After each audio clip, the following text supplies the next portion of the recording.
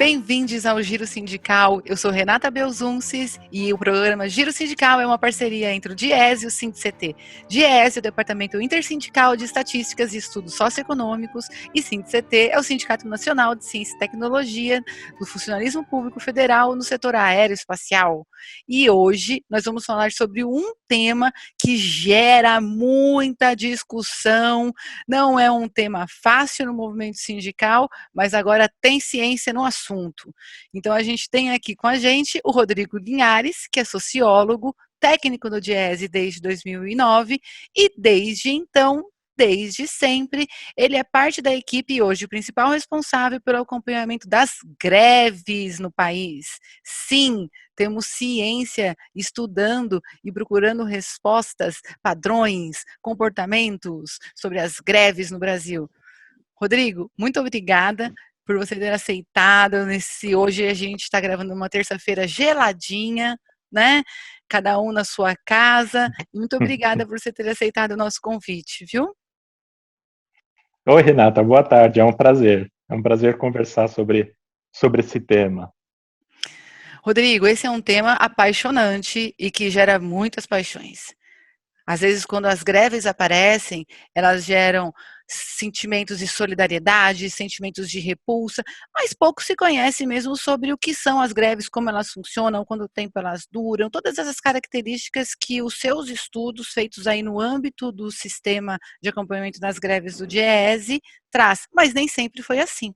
Você pode contar para a gente um pouquinho a história de como surgiu essa pesquisa, que nem é tão longa assim, é uma pesquisa que tem mais ou menos, como a gente estava conversando antes, o mesmo tempo de você de casa, não é isso? Tá. O DIESE, na verdade, desde a sua fundação, ele já tem uma relação muito íntima com as greves, né? A década de 50 foi uma greve de grandes movimentos grevistas. O pacto intersindical que deu origem ao DIESE, ele vem como resultado dessas articulações sindicais, dessas mobilizações, inclusive dessas greves. Mas o trabalho de sistematização de greves ele veio bem depois, né? Na década de 60 houve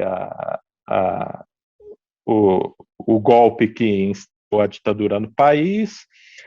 Diante disso, o número de greves, exceto aquelas duas ou três muito famosas que a gente conhece, né? Exceto por poucas greves durante o regime, foi a mobilização sindical ela se deu por outras vias, e o registro de greves, ele de fato, ele se inicia no final da década de 70, com as greves do ABC, em 78 e 79. E era uma coisa que ia sendo feita, estava sendo construída, ninguém sabia direito exatamente como fazer aquilo, né? Até onde eu sei, a que eu escuto dos técnicos mais antigos, era uma coleta que toda a equipe do DIESE, em todos os escritórios, os sindicatos, eles faziam manualmente ali nos jornais, estavam as notícias sobre greves, procuravam saber o andamento a respeito dessas greves, eventualmente escreviam relatórios também, depois juntava-se aquilo tudo e a primeira casa que esse trabalho encontrou foram os boletins do DIESE, que eram publicações do DIESE, eram publicações do instituto, da instituição, em que ali no meio, no final, tinha-se 3, 4, 5 páginas com um relato dessas greves, com já as categorias principais. Cidade onde a greve foi deflagrada, cidade ou estado, dependendo da abrangência, né? Quem era o empregador, quais as reivindicações, e se o registro fosse mais completo, como é que isso prosseguiu e como é que a greve terminou. Esse material continuou, o boletim do DIESE durou a 80 inteiro até o início da década de 90. E em meados da década de 90, com os recursos técnicos do nosso pessoal da tecnologia da informação, e eles começaram a pensar um sistema para cadastrar todos os dados que estavam em brochuras, em publicações, e dali para diante cadastrar as greves em andamento. E foi aí que nasce, né, aí que nasce o nosso sistema de acompanhamento de greves, o SAG. Foi uma parceria dos técnicos da informática, né, como a gente diz hoje, da TI, os técnicos de processamento de informação, mais os técnicos dos sindicatos também, mais os técnicos das pesquisas, se juntaram para bolar o sistema, criando essas categorias, criando uma forma de armazenagem de dados, baseando-se nos conceitos da estatística mundial do trabalho, da OIT. E assim, bom, em meados da década de 90, surge o sistema desse jeitinho, quase desse jeitinho que a gente conhece. No início da década, dos primeiros anos da década, nos primeiros anos de 2000, o sistema passa por uma reformulação, ele fica mais ágil, fica mais amigável, fica mais bonitinho ali, chuto, mas e é o sistema que a gente tem até hoje. A gente trabalha há mais de uns 15 anos nesse que é o SAG número 2, que é o SAG original reformulado, né? O que o SAG tem de especial, que eu poderia frisar, não é somente o fato de que é uma construção baseada nas estatísticas mundiais, ele é comparativo, mas é o fato de que o SAG, ele, diferente de outros países, ele é quase, eu acho até, pode ser meio precipitado até dizer isso, mas talvez ele seja o único sistema de registro e acompanhamento de greves produzido por uma instituição que é sustentada pelos trabalhadores. Em outros países, acompanhamento de greves normalmente é feito por instituições como similares a ministérios do trabalho, a pastas relacionadas a negociações, a negociação coletiva, a emprego, a políticas sociais para o emprego. Em outros países, o acompanhamento de greves é feito com base em dados da polícia, né? Antes de se deflagrar a greve, é preciso dar um aviso na delegacia de polícia. Então, isso também é uma fonte de dados em alguns lugares. Tem também as fontes de dados no judiciário, né? Mas instituições mantidas pelos próprios trabalhadores e que fazem o acompanhamento das greves, eu não conheço outra a não ser o próprio DIESE. No contato que eu tenho com pesquisadores de outros países, que não é enorme, não é muito grande, eu não sou um acadêmico, mas a gente tem conversas com professores, tem gente que vem nos visitar, e eles dizem, olha, também não conheço outro lugar como esse, com esse tipo de trabalho. Acho que essa é a nossa grande particularidade, a nossa grande realização.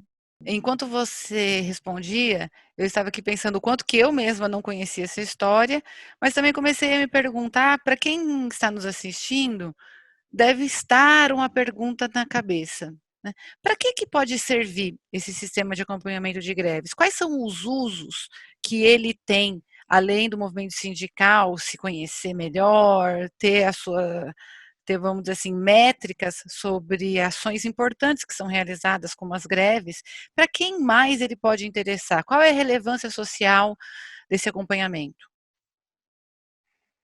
Tá.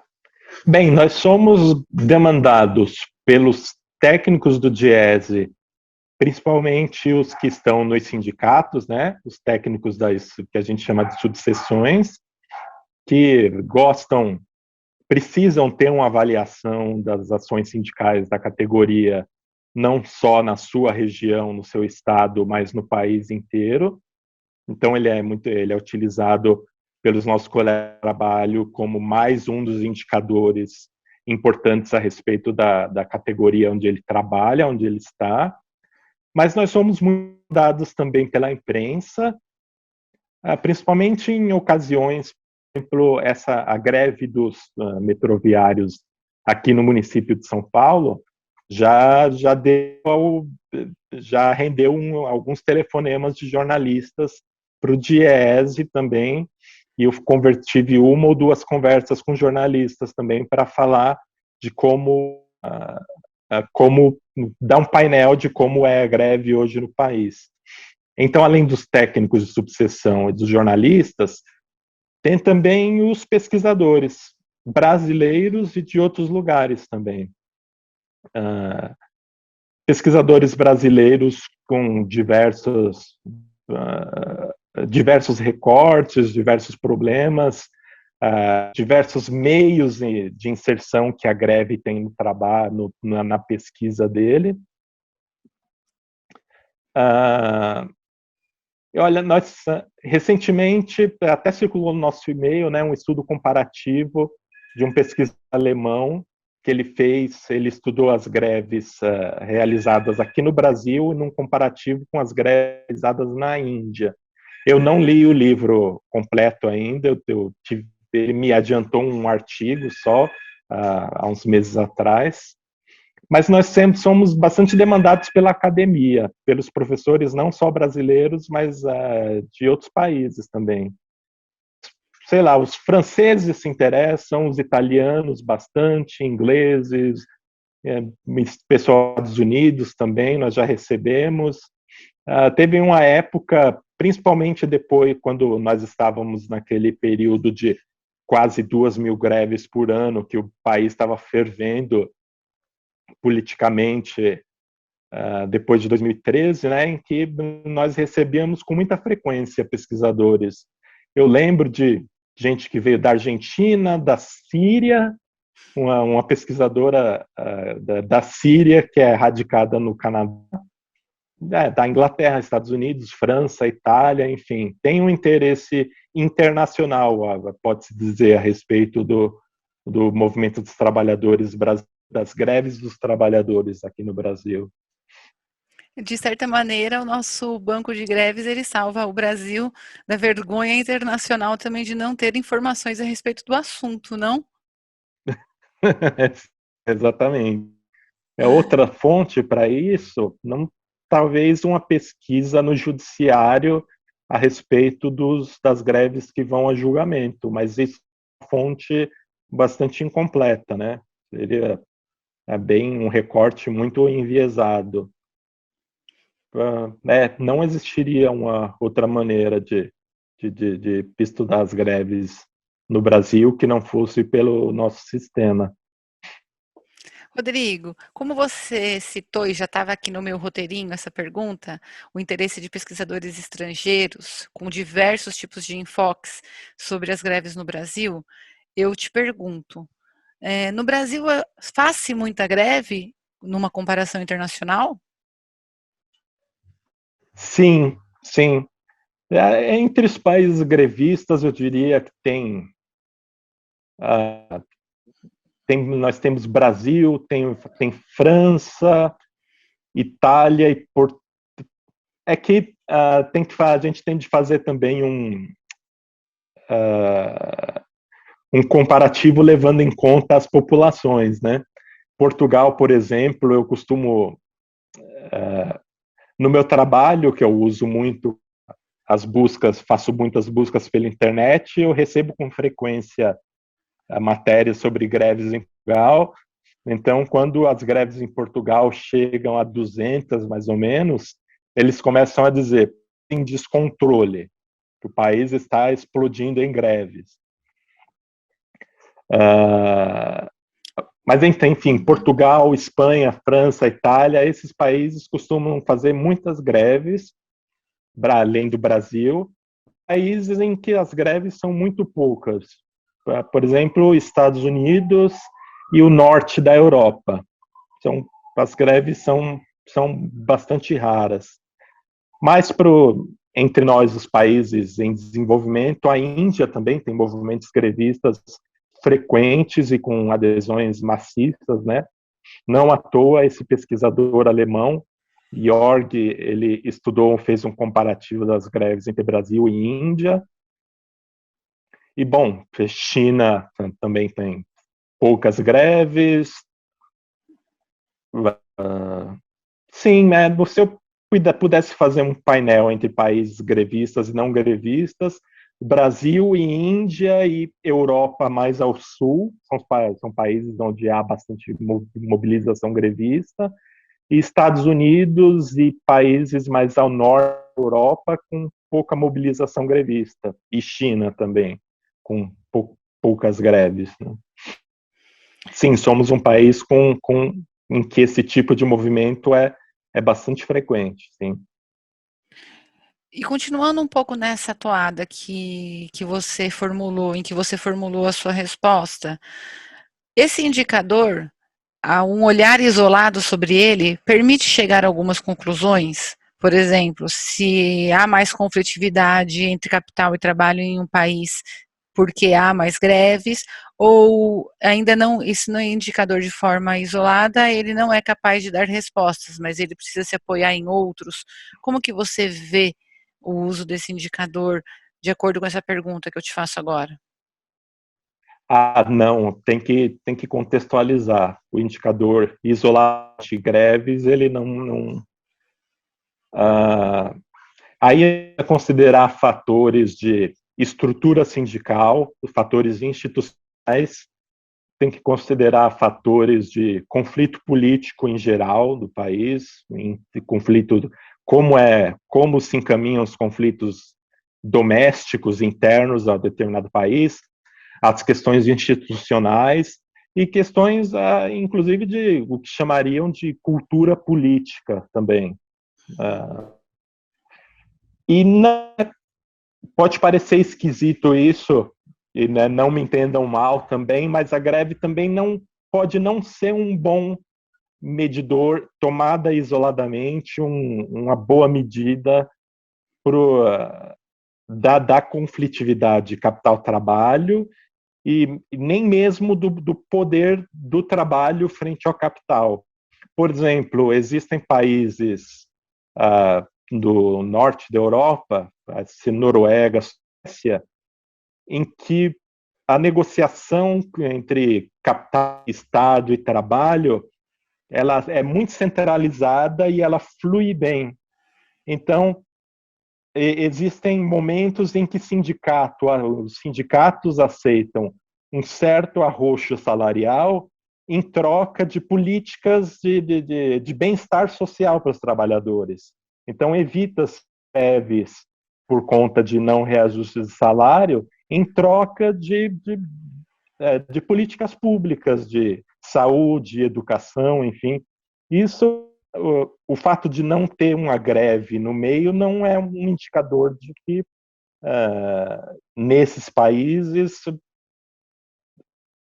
a gente pudesse falar em fraqueza da organização dos trabalhadores. Pelo contrário, né?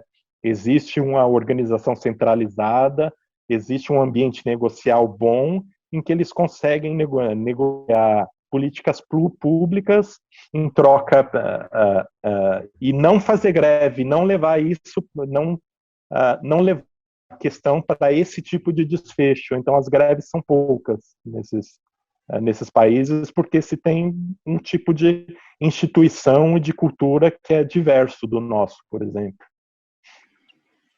Acho que existe uma cultura no Brasil, eu sinto isso na assessoria sindical, posto em que eu já estou há alguns anos, de que o sindicalista ele gosta muito de fazer greve. Você concorda com isso? Olha, eu diria que isso depende. A gente está falando de sindicalismo no Brasil, a gente está falando de não está falando de uma única organização, né? A gente está falando de diversas correntes políticas. Das mais à esquerda às mais à direita, todos fazem greve. A diferença é a concepção que cada um tem deles. Eu já ouvi entrevistas de dirigentes sindicais que classificados nesse espectro do mundo do sindicalismo, a gente poderia dizer que são mais à direita ou ao centro, que fazem greve e que dizem, nós fazemos greve porque isso é um mal necessário. Idealmente, nós não gostaríamos de fazer, a gente teria uma associação que fluiria até o acordo, um bom acordo coletivo, uma convenção coletiva satisfatória, e isso para nós é o ideal. Quando tem uma pedrinha no meio da engenhoca que trava as coisas, a gente não gosta muito, mas nós fazemos greve. É preciso, faremos e fazemos e continuaremos a fazê-las toda vez que isso for necessário. Mas à esquerda existe uma visão de que a greve, ela mesmo tem um poder de educação política. Então, para além do acordo coletivo, ou da convenção, ou da PLR, a greve, o cruzar de braços, ele mesmo, né, esse diálogo direto dos trabalhadores com seus representantes teria um potencial pedagógico bastante grande. Então, aí sim a gente poderia dizer de um pessoal que gosta de fazer greve, porque vê na greve um instrumento pedagógico educativo para os trabalhadores. Entra um diálogo, é um momento de diálogo mais intenso entre os representantes e os representados. Então, no sindicalismo brasileiro, nós temos dirigentes, claro, eu falei de dois extremos aqui, né? Do cara, a greve ela é necessária não só para destravar a negociação, mas como forma de conscientização da classe trabalhadora, de um lado, e de outro lado, a greve é um mal necessário que a gente utiliza em certas ocasiões, mas se pudéssemos, nós não faríamos. Então, no sindicalismo brasileiro, a gente, entre essas duas posições, a gente tem todo tipo de combinação possível, mas sim, existe sindicalista no Brasil que não tenha, imagino, que não tenha passado por uma experiência de greve, pelo menos nesses últimos 10 anos em que a prática de greves ela se difundiu de um jeito tão grande, né? Rodrigo, recentemente o DIEESE lançou o Estudos e Pesquisas número 99, dedicado ao balanço das greves de 2020, que é um ano muito atípico em todos os sentidos, não só para nós, mas para o mundo inteiro, né? As pessoas podem acessar esse estudo. Em primeiro lugar, gostaria que você dissesse onde, como, e também que você pudesse contar um pouquinho para a gente o que esse estudo trouxe sobre as greves já no período pandêmico. O que você tem aí de resultados? Deixa eu colocar minha blusa, que de repente fez um frio aqui. Desculpa. Tá. Não só o balanço da greve de 2020, mas, se eu não me engano, desde 2004, estão todos no site do DIEESE. Você entra lá, www.diese.org.br. A gente tem ali um ícone, principais temas. Você abre ali de muitos outros ícones de saúde, educação, reajuste salarial, tem ali um tópico greves, você clica lá e vai abrir uma janelinha com todos os balanços de greves que a gente tem desde o início desde os primeiros anos de 2000 até o último estudo de 2020. É fácil acessar, todos eles estão em formato PDF. Tem pesquisadores que nos escrevem pedindo as planilhas em Excel, porque elas são mais para quem estuda, é importante manobrar, manipular desse jeito, né? E aí eu mando por e-mail, tenho todos esses dados em outros formatos também, mas todos os balanços desde o início da década dos anos 2000 estão lá no site, nesse tópico greves dentro de principais temas. Esse é o caminho mais fácil para se chegar neles. Agora, falando sobre os anos, sobre ano passado, 2020, foi um ano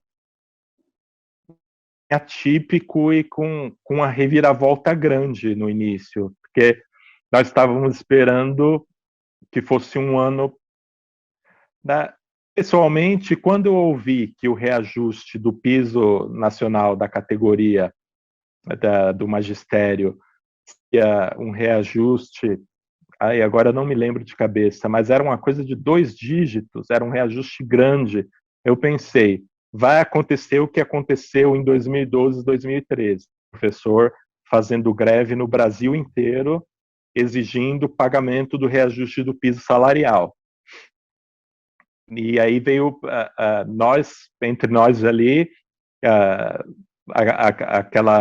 aquele estado de espírito de, olha, agora vai começar de novo, esse ano está prometendo.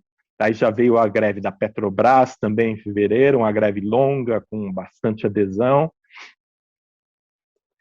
E nós esperávamos que fosse um ano que talvez não houvesse um crescimento de greve, mas pelo menos o declínio no número de greves houvesse uma freada, né? A gente ia ter essa desaceleração, ela fosse diminuir, ia ser um ano com um pouco mais de greves, não com crescimento, mas com uma queda um pouco menor. E os primeiros meses do ano, pelas indicações que nós tínhamos, estavam apontando para isso. O pessoal das estatais está todo mundo muito insatisfeito. A gente pensou, além de professor, e além de Petrobras, vai ter pessoal dos Correios, vai ter pessoal nas estatais dos estados e dos municípios, a gente vai ter talvez greves como o do pessoal da coleta do lixo no Rio de Janeiro, de uma empresa estatal também. Aí, em meados do mês de março, com a declaração da pandemia do coronavírus pela Organização Mundial de Saúde, aquilo foi um balde de água gelada em todos, né? Uma central sindical, uma confederação importante dos professores do ensino público, por exemplo, marcado para dali a alguns dias uma paralisação nacional dos professores, que é uma paralisação que ocorre com uma certa frequência, quase que anualmente até, uma paralisação de um caráter político, de protesto político. Essa confederação tinha o protesto marcado para dali a alguns dias e imediatamente as coisas que estavam sendo engatilhadas começaram a se desfazer. Já não era mais possível fazer o protesto dos professores, principalmente porque os professores dá para dizer que foram a categoria que foi pega que foi pega mais de sopetão do que as outras, porque de repente as prefeituras e os estados começaram naquela entrada desesperada para o confinamento, suspenderam as aulas. Então tinha a greve grande que estava em andamento e que de repente não tem mais aula. E aí, como é que a gente faz com a greve se o motor da greve, que é paralisar as atividades, não funciona mais porque as atividades já estão paralisadas por conta da pandemia. E eu vou ser injusto, eu não vou lembrar de todos os lugares, mas eu me lembro que no Piauí tinha uma greve estadual de professores grande em andamento em que aconteceu isso, justamente isso. E agora, o que a gente vai fazer? Então, mas depois passado esse primeiro momento de surpresa, de espanto, de o que é que vamos fazer, veio um momento de aprendizado, eu tenho a impressão. E aí entra essa comunicação que nós estamos utilizando agora, né, que é a comunicação por meios técnicos de informação. Sindicatos de professores, por exemplo. Bom, o segundo drama foi, depois da suspensão das aulas, foi a volta às aulas. Como é que vai ser? Vai ser presencial?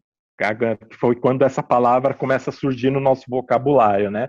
Ensino presencial, ensino híbrido, como é que vai ser a volta, como a gente vai retomar, como é que a gente vai discutir isso? Aí começam a surgir as salas de teleconferência dos sindicatos com representantes da categoria, começam a surgir assembleias através de teleconferência, as negociações começam a acontecer em teleconferência, inclusive na Justiça do Trabalho, audiências e até julgamento de greves começam a acontecer através de meios meios informáticos, né, de tecnologia de informação. Houve todo um aprendizado para se chegar, para se dar conta desses meios, e a partir daí dá para se dizer que houve um pequeno aquecimento e as greves começaram a aparecer, claro, em menor número, mas começam a aparecer de novo. Em março, abril, tem uma diminuição e depois uma pequena recuperação, mas aí a gente mais ou menos umas 50, 60 greves por mês, que é um número bastante em relação aos anos anteriores, né? Eu ia falar algum... sim. Sim, mas mesmo esse aprendizado através dos meios técnicos, ele causou uma desigualdade no meio sindical, que é uma desigualdade que a gente sente, por exemplo, na coleta das notícias de greves, entre categorias muito letradas e que têm o domínio, desses instrumentos, e categorias cujos trabalhadores não têm um elemento mais precário, tem a dificuldade com o idioma escrito um pouco maior e que não tem domínio disso. Por exemplo, as greves na construção civil desapareceram. Eu estou falando construção civil como um exemplo de categoria em que dá para se dizer que a boa parte dos trabalhadores não tem intimidade grande com a língua e com esses instrumentos de tecnologia da informação, né? A gente fala muito que a gente começou a perceber uma desigualdade muito grande entre alunos de escola particulares e alunos de escolas públicas, principalmente no interior do país, no acesso à tecnologia, mas a gente vê isso também nos sindicatos e na comunicação sindical. Categorias como professores, bancários, trabalhadores de empresas estatais, trabalhadores dos escritórios, essa comunicação, esse aprendizado se deu muito rapidamente, muito facilmente, enquanto outras categorias até hoje têm dificuldade e não dominam esse instrumental para a greve. Então, por exemplo, as greves na construção civil, elas diminuíram muito. E a gente vê que a construção civil é um dos poucos setores que pelo menos aquele profissional daquela empresa pequena de reformas é um setor que tá trabalhando bastante. E um último ponto que eu ia falar, desculpa, é que logo no início da pandemia surgiram algumas greves por conta do confinamento, do perigo das aglomerações e do contágio entre os profissionais de telemarketing. A gente também achou que aí poderia ser um estopim para alguma coisa, porque no telemarketing começaram a aparecer umas 4, 5 paralisações de trabalhadores dizendo, olha, trabalha no ar-condicionado, aglomerado, um ao lado do outro, tem pouca circulação de ar, é muito propício para contaminação, a gente exige mudança nos postos, na localização espacial, na disposição espacial dos postos de trabalho, né? Mas essas greves suscitadas pela Covid, pelo medo do contágio, nesse primeiro momento, elas acabaram por aí. A gente tinha expectativa de que fosse um movimento grande, e esse movimento grande agora, na verdade, esse movimento grande está acontecendo agora, na verdade, né? Não ali no início. Mas desculpa, Renata, eu te cortei, você ia comentar alguma coisa? Imagina, tá sendo uma delícia te ouvir, só dá um gostinho de quero mais. Eu já li, né, o Estudo e Pesquisas 99, mas acho que para quem não leu fica esse gostinho de quero mais de ler, porque ali tem um aprofundamento de todos esses recortes que você começou a citar aqui, por categorias, setor público, setor privado, estatais, por estados, e aí esse reconhecimento que você passeia aqui na fala, a gente pode obter de uma maneira mais perene e mais aprofundada usando o material escrito. E eu gostaria de te perguntar uma coisa também que chama muito a atenção da gente aqui, eu falo aqui do SINDCT, que é um sindicato dos servidores do funcionalismo público federal. Como as greves no setor público, em alguma medida, elas apresentam características que as diferem do setor privado? E se sim, quais seriam? Sim, apresentam sim. E não é uma coisa de 2020, né? É uma coisa de longa duração já. Todos os jornalistas nos perguntam isso, mas por que, que a duração das greves no setor público é tão mais longa do que as greves no setor privado? É uma pergunta difícil. Eu normalmente começo a respondê-la do ponto de vista legal, que não é não são estudos que eu domino, isso, mas enfim, na minha prática de registrar greves, de estudar um pouco a respeito, a greve no setor privado ela tem uma regulamentação mais consistente que empurra as partes para uma negociação e para um desfecho. No setor público, existe uma carência, uma carência dessa regulamentação, algo que empurre as partes para a negociação. O que eu quero dizer é que prefeitos, e governadores e presidente, inclusive, eles podem engavetar uma greve ou sentar em cima da greve e fingir que ela não existe, porque legalmente não existe nada que impulsione prefeitos, governadores e presidente a negociar. Eles podem fingir que a greve não existe. Então, a greve pode durar 20 dias, 30 dias, 50 dias, só para conseguir do gestor a abertura de negociações e o início de uma conversa ou da discussão a respeito das reivindicações que estão dadas. Essa é a primeira grande diferença que eu vejo. As greves do setor público elas vão para a justiça comum, elas não têm uma é o Tribunal de Justiça de São Paulo, o Tribunal de Justiça de Pernambuco, é o Tribunal de Justiça do Mato Grosso do Sul, não é a Justiça do Trabalho. As greves, elas legalmente existe uma diferença. Eu não posso me alongar a respeito disso, porque eu tenho medo de dizer alguma bobagem, porque eu não sou um estudioso do assunto, mas existe uma diferença, inclusive legal, a respeito dessas greves. No funcionalismo público, o gestor não se sente legalmente coagido a negociar uma greve que é deflagrada. Agora, existem outras diferenças também.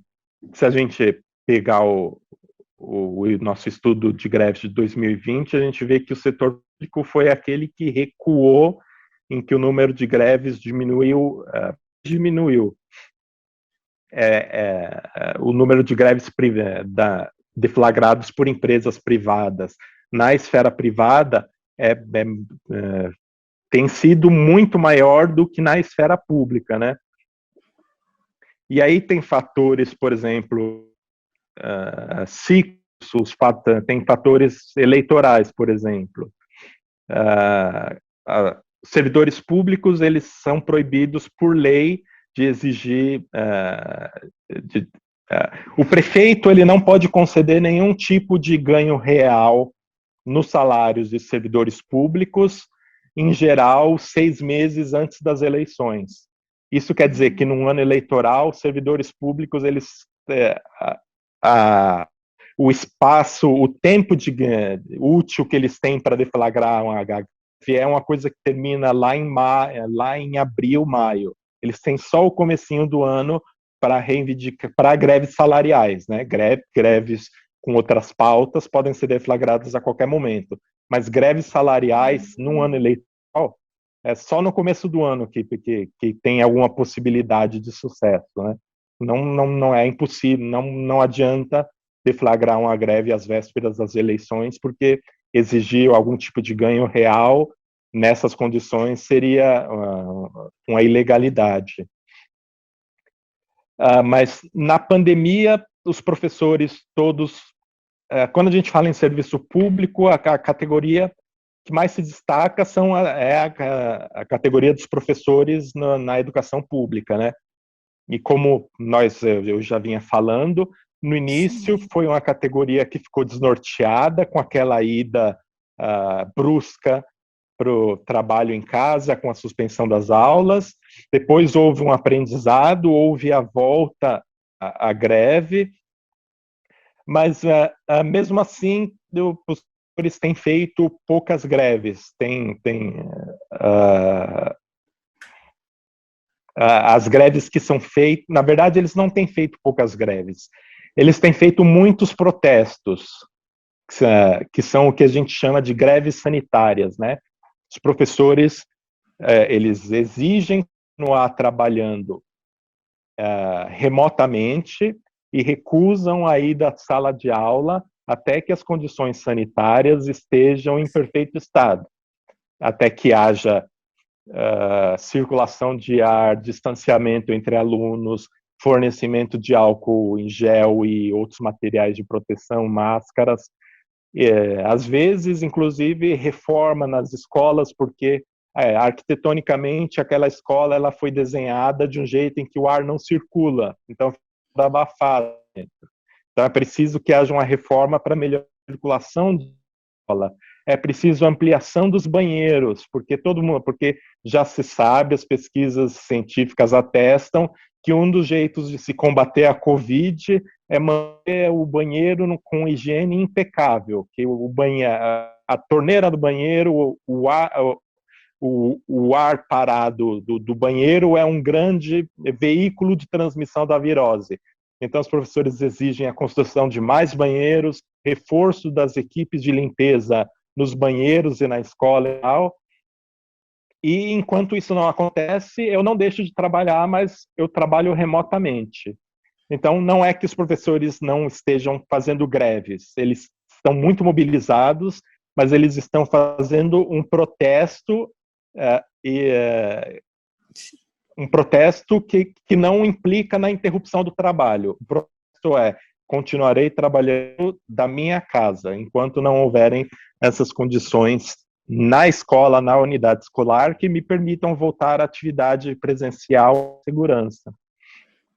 Sensacional, Rodrigo, essa coisa que veio da greve sanitária agora. Deixa eu te perguntar mais uma coisinha e a gente já está meio que encaminhando para encerrar e eu te cortei agora, né? Você tinha mais uma coisa para falar, poxa, né? eu mal comecei a falar, hein? Não, para mim também então tá a gente ótimo. Pode parar outros encontros. Topo, já está combinado e já está combinado em público. Eu queria te perguntar, pelo que mais se faz greve no Brasil? Né? E com essa pergunta a gente já encerrando o nosso encontro de hoje, então. Pelo que mais se faz greve no Brasil, Rodrigo? Hoje, infelizmente, são as greves contra o atraso no pagamento dos salários, férias e 13º. Tem sido cada vez mais difícil no cadastro de greves topar com a greve que tenha, por exemplo, reajuste salarial.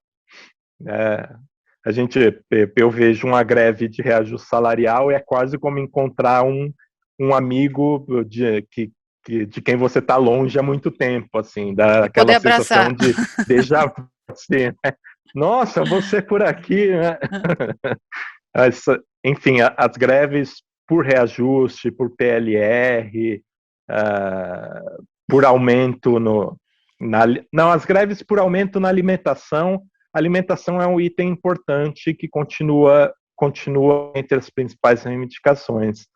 Mas as greves por reajuste, outros tópicos salariais perderam perderam importância vem importância nesses últimos anos. Infelizmente, a reivindicação principal diz respeito, está relacionada ao descumprimento de direitos trabalhistas, não pagamento, e o pior dos descumprimentos, né, que é o não pagamento de salário, não pagamento de férias, e também greves. Agora, nesses meses, eu tenho sentido isso com mais intensidade, greves em defesa do emprego. Está todo mundo muito assustado com as demissões e com as possibilidades de demissão. Então, o número de greves contra demissões e contra a possibilidade de demissão tem aumentado bastante também. O que é um desfecho melancólico para esses últimos quase 10 anos de greve, que começaram de um jeito muito interessante, né? Que, ao contrário, quer dizer, diversamente das greves da década de 80, que eram greves por reajuste salarial contra a inflação ou hiperinflação, quando esse ciclo de greves começa, ele começa problematizando o local de trabalho. Eu quero reajuste e quero melhores condições de salubridade, quero trabalhar num ambiente mais apropriado, quero instrumentos adequados para desenvolver o meu trabalho. Essas greves que vêm desde 2012, 2013, elas problematizam de maneira muito incisiva o que a gente chama de chão de fábrica, né? O local do trabalho, as condições do trabalho, além da reposição salarial ou do ganho real. O que, para mim, no meu jeito de ver as coisas, era um sinal de grande maturidade dos trabalhadores e do movimento sindical, né? Agora, essas greves começaram, nos últimos anos, a se enfraquecer, e a greve defensiva hoje é a greve contra o desemprego e contra o não pagamento de salários. E é um pouco triste, porque dá a impressão que toda essa mobilização que foi feita para levantar esse tema de segurança e saúde no trabalho, talvez, pode ser que isso esteja se perdendo, não sei. Mas é nesse pé em que estamos hoje. E que pé difícil de sair, hein, Rodrigo? Mas a gente Muito. tem que contar um pouco com essas suas informações para entender um pouco melhor o que a gente passou e o que a gente está passando para tentar ir para um lugar um pouco melhor, né? Eu quero te agradecer mais uma vez por ter aceitado o convite. O nosso programa, ele tem um tempinho, tem uma limitação, né? Mas você já que se dispôs, e eu não sou a única testemunha, de voltar para a gente conversar mais sobre a greve, tenho certeza que vai ser muito interessante ser ouvido por sindicalistas, não sindicalistas, estudantes, pesquisadores e população em geral interessada em compreender mais aspectos do mundo do trabalho. E você fez isso brilhantemente, né? Eu quero te agradecer. Né? Eu sou Renata Belzunces, apresentei mais um Giro Sindical. Obrigada, Rodrigo. O prazer foi meu e espero novamente ter uma conversa com você aqui nesse espaço. Então, boa tarde, abraços, beijos.